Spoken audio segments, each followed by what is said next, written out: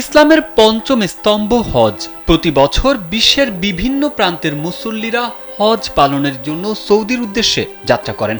লাখ লাখ মুসল্লিদের অনেকের সাথেই হজ পালন করে থাকে অনেক শিশুরা।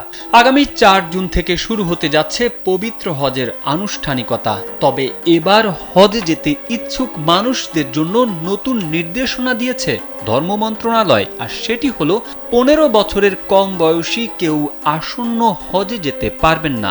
সৌদি সরকারের হজ ও ধর্ম মন্ত্রণালয়ের নির্দেশনা অনুসারে এই সিদ্ধান্তের কথা জানিয়েছে ধর্ম মন্ত্রণালয়।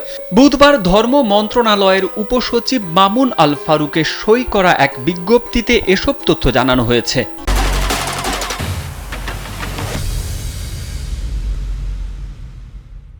এতে বলা হয়, সৌদি আরব হজ ও ওমরা মন্ত্রণালয় শিশুদের সুস্থতা ও নিরাপত্তার বিষয় বিবেচনা করে ২০২৫ সালের হজ মৌসুমে পবিত্র হজ পালনে আগ্রহীদের সর্বনিম্ন বয়স সীমা ১৫ বছর নির্ধারণ করেছে, যা হজ যাত্রীর পাসপোর্টের জন্ম তারিখ থেকে ধরা হবে। সরকারি ও বেসরকারি উভয় মাধ্যমে নিবন্ধিত হজ যাত্রী, হজ এজেন্সি এবং হজ কার্যক্রমে সম্পৃক্ত ব্যাংক সহ সংশ্লিষ্টদের এই নির্দেশনা অনুসরণ করতে বলা হয়েছে। তবে ১৫ বছর বয়সী নিবন্ধিত শিশু হজ যাত্রী ও প্রযোজ্য ক্ষেত্রে শিশু হজ যাত্রীর সঙ্গে যাওয়া অভিভাবক হজ যাত্রীর পরিবর্তে প্রাক নিবন্ধিত হজ যাত্রী প্রতিস্থাপন করা যাবে।